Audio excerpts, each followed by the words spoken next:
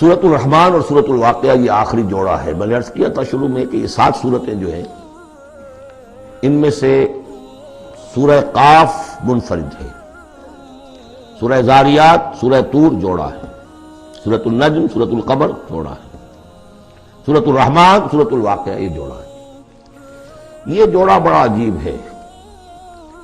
قرآن مجید کی یہ 2 صورتیں ایسی ہیں کہ نبوت، رسالت، وحی، ان تینوں کے ذکر سے بالکل خالی، ذکر ہی نہیں. ہر صورت کا اپنا ایک مزاج ہے، اپنی ایک خاص شان ہے اس میں. اور دوسرے یہ کہ سورہ رحمان جو ہے یہ واحد صورت ہے پورے قرآن میں جس میں مسلسل خطاب جنوں اور انسانوں سے متواتر ہو رہا، پیرلل. ویسے تو یہ کہ یہ بات میں عرض کر چکا ہوں کہ جنوں میں کوئی نبی نہیں، ان میں روح نہیں ہے، روح آدم میں پھونکی گئی تھی، اور چونکہ ریسیپینٹ آف وحی از روح تو ان کے ہاں وحی نہیں ہے. لہذا وہ بھی جو انسانوں میں رسول آئے ہیں انہی کی ہدایت کے پیرو رہے. ان میں سے جو اچھے لوگ ہیں، جو نیک لوگ ہیں، وہ ایمان لائے، جس کی ایک مثال ہمارے سامنے آ بھی چکی ہے. وہ جنات تھے، حضرت موسیٰ پر ایمان رکھنے والے تھے، تورات کے ماننے والے تھے، اور ان کا گزر ہوا، قرآن انہوں نے سنا، وہ ایمان لے آئے، اور پھر جا کر وہ اپنی قوم میں تبلیغ شروع کر دی. تو گویا کہ قرآن مجید میں جب یا ایھا الناس کہا جاتا ہے تو اگرچہ انسان مراد ہیں، لیکن یہ کہ انہی کے تابع خطاب جو ہے وہ جنات سے بھی ہے. لیکن اس صورت میں اس کو کھول دیا گیا. باقی یہ اسی پر قیاس کرتے ہوئے پورے قرآن کو سمجھیے کہ اس پورے قرآن کے مخاطب انسان بھی ہیں، جنات بھی ہیں.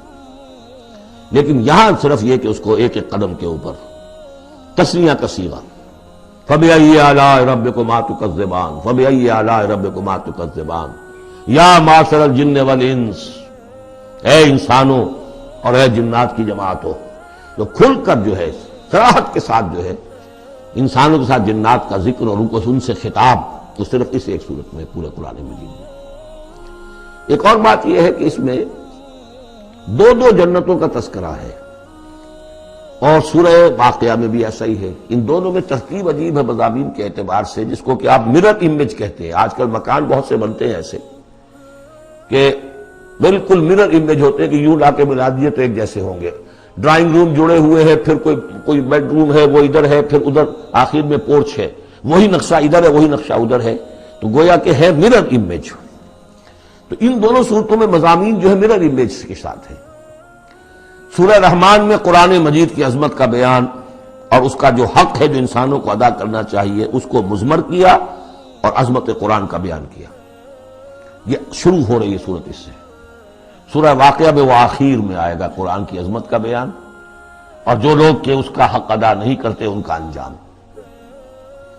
پھر اس میں اس کے بعد جو ہے پہلے ذکر ہے اہل جہنم کا، اور اس کے بعد ہے 2 طرح کی جنتوں کا. 2 درجے ہیں اہل جنت کے. لیکن وہاں کیا ہے؟ پہلے تذکرہ ہے دو کامیاب گروہوں کا، اور پھر آخر میں تذکرہ ہے جہنمیوں کا. اس اعتبار سے اس میں مضامین کی بڑی گہری مناسبت بھی ہے، اور ایک مرر امیج کی ترتیب سے یہ عکسی ترتیب ان کے مضامین میں ہے. سورۃ الرحمن، بسم اللہ الرحمن الرحیم. نوٹ کر لیجئے یہ ترجیحی جو آیت ہے اس میں 31 مرتبہ آئی ہے.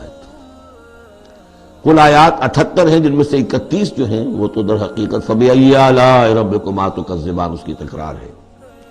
یہ اسلوب قرآن مجید میں یا تو سورہ شعراء میں آ چکا ہے، 8 بار وہ الفاظ آئے تھے، إِنَّ فِي ذَلِكَ لَآيَةً وَمَا كَانَ أَكْثَرُهُم مُؤْمِنِينَ وَإِنَّ رَبَّكَ لَهُوَ الْعَزِيزُ الرَّحِيمُ 8 مرتبہ.